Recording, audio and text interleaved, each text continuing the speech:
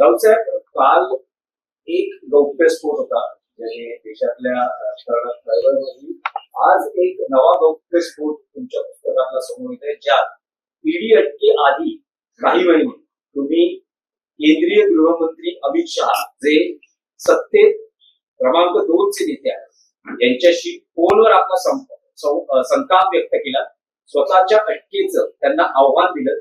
म्हटलं की तुमचा जो काही सुडाचा कंडू आहे तो तुम्ही शमवा, मला अटक करा, मी दिल्लीतल्या घरात बसलो. आपण नरकातला स्वर्ग हे पुस्तक संपूर्ण वाचल्याबद्दल मी आपला आभारी आहे. आज त्या पुस्तकाचं प्रकाशन होत आहे. रवींद्र नाट्य मंदिर, माननीय शरद पवार साहेब असतील, उद्धवजी असतील, साकेत गोखले, जावेद अख्तर आणि आपल्या माध्यमातून हे पुस्तक लोकांपर्यंत देशात पोहोचले. मला देशभरातून फोन येत आहे आणि मला गंमत वाटतंय सांगायला सगळ्यांना. या पुस्तकाची पहिली आवृत्ती काल संपली, प्रसिद्ध व्हायची. हे आपल्यामुळे झालं. आपला जो प्रश्न आहे की माझ्या अटकेआधी मी अमित शहाना फोन केला, देशाच्या गृहमंत्र्यांना. कारण सरकारची किंवा सत्ताधाऱ्यांची अशी भूमिका असते, मुख्य माणसाला जर त्रास द्यायचा असेल तर आधी त्याच्या आसपासचे त्याचे जवळचे नातेवाईक, मित्रपरिवार यांना त्रास द्या, त्यांना चौकशांना बोलवा, त्यांना प्रश्न विचारा, त्यांना 8-8, 10-10 तास बसवून ठेवा, त्यांच्याशी जे व्यवहार करतात त्यांना धमक्या द्या, त्यानंतर त्यांच्यावर जोरदार पद्धतीनं धाडी घाला, म्हणजे चाळीत पण धाडी घालतात, जाऊन चाळीत साध्या. हे त्यांनी माझ्या बाबतीत सुरू केल्यावर माझे काही नातेवाईक, मित्र, ज्याचा काही संबंध नाही, ते फक्त माझ्याशी त्यांचे संबंध आहे, मित्र परिवार आहे, मला वाईट वाटलं. आधी मला वाईट वाटलं की माझ्यामुळे इतरांनी त्रास का सहन करा. मी राजकारणात आहे, मी सहन करेन. पण सकाळपासून धाडी सुरू झाल्या, रात्रीपर्यंत सुरू होत्या. काही लोकांना बोलून घेऊन गेले ईडीच्या कार्यालयात, धमक्या दिल्या, हे स्टेटमेंट द्या, ते स्टेटमेंट द्या, ते स्टेटमेंट द्या, नाहीतर तुम्हाला अटक करू. सामान्य माणूस असतो ज्याला या सगळ्याची त्यांची मानसिक तयारी नसते. अचानक त्याला ईडीचे अधिकारी उचलून घेऊन जातात. जसा यमदूत येतो, सैतान येतो आणि त्याच्यात नेतो ना सिनेमा, त्या पद्धतीने ते नेतात. जणू काय आम्ही डॉन आहोत, बरं का, आम्ही डॉनच आहोत, असे त्या काळात ते वागायचे. मग माझ्या दिल्लीत बसलो होतो मी तेव्हा. मला कळलं की असा रेट चालल्यात, लोक आमच्या लोकांना त्रास दिला जातो. म्हणजे आमच्या कॉलनीमध्ये लोक राहतात, तिथे राहतात, तिथे एक बाजूला गाडी उभी आहे, जागा आहे, त्याने थांबवली. ज्या गाडी ज्याची आहे त्याच्यावर रेट पाहिजे, तिथे गाडी थांबवली म्हणजे ही गाडी यांची आहे, फक्त तुमच्या नावावर आहे. असा कोणी तपास करतो का? बकवास. याला केंद्रीय तपास यंत्रणा म्हणतात. म्हणजे त्रास द्यायचा, छळायचं सगळ्यांना. तर मी अमित शहाना फोन केला रात्री 11 वाजता. गृहमंत्री आहेत, माझ्या जवळ अनेक लोक बसले होते. मी त्यांना फोन केला, का नाही फोन करायचा? त्यांना सांगतोय चुकीचं करताय तुम्ही, तुमची जी यंत्रणा आहे ती चुकीची आहे. मी त्यांना सांगितलं. त्यांनी फोन केला तेव्हा ते आधी ते 9th मीटिंग मध्ये होते, पण त्यांनी 4थ्या मिनिटाला त्यांचा मला रिटर्न कॉल आला आणि हाँ बोलो संजय भाई, प्रेमानंद बोलो संजय भाई, आपने फोन किया था. मैं बोलो हाँ अमित भाई, मैं फोन इसलिए किया कि आप देश के गृह मंत्री हो, आप एक जिम्मेदार मंत्री, नेता. ये जो चल रहा है मेरे बारे में, उस बारे में मुझे आपसे कुछ कहना नहीं. ये राजनीति है, आप मुझे जो तकलीफ दे रहे हो वो आपकी राजनीति, लेकिन आप मुझे तकलीफ दीजिए.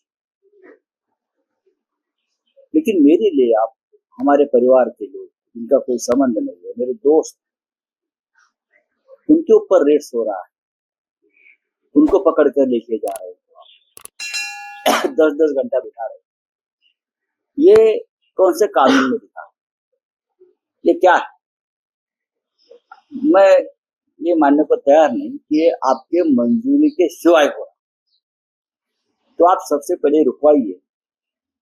और मैं दिल्ली में बैठा हूँ, सफदरजंग लेन 15 है, मेरा एड्रेस आपको मालूम है, आपके सामने ही हूँ। आपकी जो टीम है पीडी की, उसको मेरे पास भेज दीजिए। अगर मुझे अरेस्ट करना है तो आप मुझे अरेस्ट कर दीजिए, मुझे गिरफ्तार कर दीजिए, मुझे कोई, लेकिन एक नौटंकी बंद कर दी आणि मी फोन ठेवून दिला। तो ते बोला ना, मला माहित नहीं। बोलो गृहमंत्री को मालूम नहीं ऐसा होता है क्या? गृहमंत्री को एक सांसद के घर पर रेड चल रही है, ये अगर गृहमंत्री को पता नहीं तो ये गलत है, गलत है। पण राऊत साहेब, या फोन नंतर तुम्हाला महाराष्ट्र मुंबईतील भाजप नेते आशिष शेलार यांचा फोन आला। नक्कीच आला आशिष शेलार। त्या फोन मध्ये काय बोलणं झालं? नाही, मला वाटतं मग अमित भाईने शेलारना फोन केला, कारण मुंबईचे नेते आहेत, अध्यक्ष होते मुंबईचे, मी मुंबईचा आहे, किंवा मला असा असा संजय राऊतांचा फोन होता, त्यांच्याशी आपण जरा बोलून घ्या। मग शेलारांचा फोन आला की तुम्ही अमित भाईंशी तुमचं बोलणं झालं। मी लोक झालं ना, गृहमंत्री आहेत, असा असा इश्यू आहे। नाही, मला अमित भाई म्हणते जरा संजय राऊतांशी बोलून घ्या, तुम्ही ते चिडलेले आहेत। म्हणजे हे असं असं याच्या संदर्भात माझं बोलणं झालं नाही। मग या मताचा की मला त्रास द्या, मी समर्थ आहे, मला फासावर लटकावं, मला फासावर लटकवलं, मला फासावर लटकवलं, पण तुम्ही कारण नसताना इतरांना त्रास देऊन तुमचा कंडू शमवू नका, मी तुमच्याशी लढायला समर्थ आहे। त्यात मी असंही म्हटलं आहे की तुमच्या जी नातलग असतील मित्रमंडळी, म्हणजे प्रवीण राऊत आणि सुजित पाटकर यांच्या कार्यालयावर घरावर छापे पडले, इतर पण काही होते, आणि त्याची माहिती पंतप्रधान कार्यालयात ईडीचे संचालक संजय मिश्रा यांनी पंतप्रधानांना दिली। हे सगळं आहे ना। संजय मिश्रा जाऊन प्रधानमंत्र्यांना ब्रीफ करत होते की या देशातला कितीतरी मोठा घोटाळा आम्ही उघडकीस आणलेला आहे। साले घोटाळा म्हणतात, किती 1500 करोड 1600 करोड, हे ईडीचे संचालक तेव्हा ते जाऊन ब्रीफ करत होते प्रधानमंत्री कार्यालयात। सगळी नौटंकी चालू होती, बकवास। पण मग याचं या पुस्तकामध्ये त्याविषयी सगळं आलेलं आहे। आता ते पुस्तकाचं तुम्ही कथाकथन माझ्याकडून कशाला करून घेताय? संध्याकाळी प्रकाशन होऊ द्या। नाही, पण राऊत साहेब, यावर रिॲक्शन येत आहेत। काल जे प्रकरण आलं त्यावर भाजप आणि शिंदे शिवसेनेतून रिॲक्शन झालेली आहे। प्रदेशाध्यक्ष बावनकुळे असं म्हणतायत की या पुस्तकाचं नाव खरं तर नरकातला राऊत असलं पाहिजे, तर शिंदे असं म्हणतायत की बाळासाहेबांचे विचार मानले असते तर संजय राऊत यांना नरकात जाण्याची वेळच आली। आम्ही कुठे म्हणतो आम्ही नरकात गेलो म्हणून? नरकात तुम्ही गेलात। शिंद्यांचा संबंध काय? आदल्या दिवशी मला शिंद्यांचा फोन होता अटकेच्या आधी, अमित शहाशी बोलू का म्हणून। बोलो काही गरज नाही, नरक बघा, नरक कसा असतो, बोलू का मी वर, हे स्टेशन दे, वर बोलू का? बोलो वर बोलला तरी तुमच्या पक्षात मी येणार नाही म्हटलं, कळलं का? काही गरज नाही, मला उद्या अटक होते आणि मी तुरुंगात जातो, मी पळून जाणार नाही म्हटलं, वर बोलण्याची गरज नाही, मी बोलू शकतो एकटावर, मी समर्थ आहे।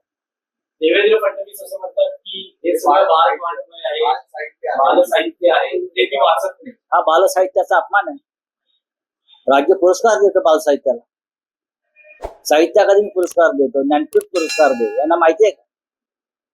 देवेंद्र फडणवीस हे मुख्यमंत्री आहेत, एवढीच त्यांची लेवल आहे, बाकी काय नाही। बघा, त्यांनी पुस्तक वाचावं, सत्य स्वीकारावं। जशी त्यांनी ट्रम्पची युद्धबंदी स्वीकारली, प्रेसिडेंट ट्रम्पने लादलेली युद्धबंदी स्वीकारली आणि आता तिरंगा यात्रा काढतायत, तसे त्यांनी या पुस्तकातलं सत्य स्वीकारावं, एवढंच मी सांगतो। तुम्ही असं म्हणतात की एकनाथ शिंदेचा फोन आला होता, पक्ष फुटीनंतर झालं होतं, पक्ष फुटल्यानंतर एकनाथ शिंदेचा पूर्ण गड तेव्हा ते मुख्यमंत्री होते, तुम्हाला मदत करण्यासाठी धावून आले असं बघा, असं आहे की ते आले, पण मी म्हटलं नाही, मी ठाम आहे ना, मी ठाम आहे. मी झुकणारा माणूस नाही. माझी मान जरी उडवली तरी मी सगळ्यांना माहिती मी झुकणार नाही. नाही, पण रावसाहेब, यामध्ये अनेकदाही अशी चर्चा होती, तुम्ही पुस्तकातही म्हटले की तुम्ही जेव्हा ईडी आर्थर रोड जेलमध्ये होता, शिवसेना युपीपीचे प्रमुख उद्धव ठाकरे हे तुम्हाला भेटण्यासाठी ते प्रयत्न करत प्रयत्न करत होते. पण तुम्ही त्यांना काही निरोप दिले, ते काय नेमकं होतं? आता पुस्तकातली प्रत्येक गोष्ट मी तुम्हाला कशा इथे सांगते. पुस्तक लोकांना वाचू द्या. तर काही पत्र पोहोचलेले असेल. पुस्तक आहे. आणि एक असा प्रश्न आहे की नरेंद्र मोदी यांचे चांगले संबंध हा एक पॅरेग्राफ त्यामध्ये दिसतो आणि त्यामध्ये तुम्ही असं म्हणता की अमित शहा जोपर्यंत दिल्लीच्या राजकारणात नव्हते त्यामुळे दिल्लीच्या राजकारणात अमित शहा आल्यानंतर कटुता तुमच्या नात्यांमध्ये आली असं 100% अमित शहा दिल्लीत आल्यानंतरच भारतीय जनता पक्ष आणि शिवसेनेमध्ये दरी पडायला सुरुवात झाली. अमित शहाना अरुण जेटलीने पण समजवलं आहे, समज करू. मला माहिती है, अरुण जेटली मला स्वतः बोलले कि अमित भाई ये करना ठीक नहीं, हमारे पुराने साथी है, हमको उनको साथ रहना है. एकदा अरुण जेटली स्वतः मला बोलले. मैंने उनको 2 बार समझाया. अरुण जेटली आजारी होते, इस्पितळात होते, तेव्हा अमित शहा त्यांना भेटायला गेले होते. तेव्हा 2014 सालची ही गोष्ट आहे. तेव्हा अरुण जेटलीने पण त्यांना सांगितलं की शिवसेना हमारा सबसे पुराना दोस्ताना है, उनके साथ हमको. रावसाहेब, भाजपचे आताच्या पिढीतले जे नेते आहेत ते तुमचं बाळासाहेबांशी असलेलं नातं किंवा एकूण जे काही तुम्ही या घटनांचे साक्षीदार राहिलेले आहात त्याबद्दल खिल्ली उडवताना दिसत आहे. उडवला. पण तुम्ही या पुस्तकात एक असं म्हटलेलं आहे की तो एक प्रसंग सांगितलेला आहे, नेस्को ग्राउंडवर कशी बाळासाहेब आणि नरेंद्र मोदी तत्कालीन गुजरातचे मुख्यमंत्री यांची भेट झाली, त्यावेळेस तुम्ही तिथे होता. हा एक प्रसंग असेल. आणि दुसरा म्हणजे नरेंद्र मोदी यांना पंतप्रधान पदासाठी पाठिंबा देण्याचं पत्र उद्धव ठाकरे सही करत असतानाचा व्हिडिओ तुमच्याकडे आहे आणि तुम्ही त्यात काही म्हणालेला आहात. हे जे सगळे प्रसंग सांगितले त्याबद्दल तुमच्याकडून नाही आहे ना माझ्याकडे. आम्ही बघा, नेस्को ग्राउंडच्या कार्यक्रमानंतर मोदी गुजरातचे मुख्यमंत्री झाले होते, त्यावेळी ते बाळासाहेबांना भेटायला आले तर मीच होतो तिकडे. तेव्हा हे भाजपवाले आताचे नव्हते. फोटो उपलब्ध आहेत ना, दाखवा ते फोटो. नरेंद्र भाई मोदी, बाळासाहेब ठाकरे आणि संजय राऊत असा एक फोटो उपलब्ध आहे. पुरावे खूप आहेत. उद्धव साहेबांनी नरेंद्र मोदींना प्रधानमंत्री पदासाठी दिलेल्या पाठिंबाचं पत्र तयार करत असताना मी गमतीने काढलेला व्हिडिओ आहे असा, तो सुद्धा उपलब्ध आहे. हे आताची पोरं ढोरं भाजपमध्ये नव्हती, हे काँग्रेस राष्ट्रवादीतून आलेले भाजपमधले लोक आहेत. त्याला काय माहिती भाजप आणि शिवसेनेचे काय संबंध होते त्या काळात ते. आणि मी गमतीने बोललो उद्धवजींना तेव्हा, उद्धवजी तुम्ही देशाचा पंतप्रधान नियुक्त करताय बरं का. उद्धवजी म्हटले हो हो, अरे बाबा नरेंद्र भाईंना आपण कधीतरी आपल्याला सांगायला पाहिजे की मी अशी अशी सही केली तुमच्या पत्रावर.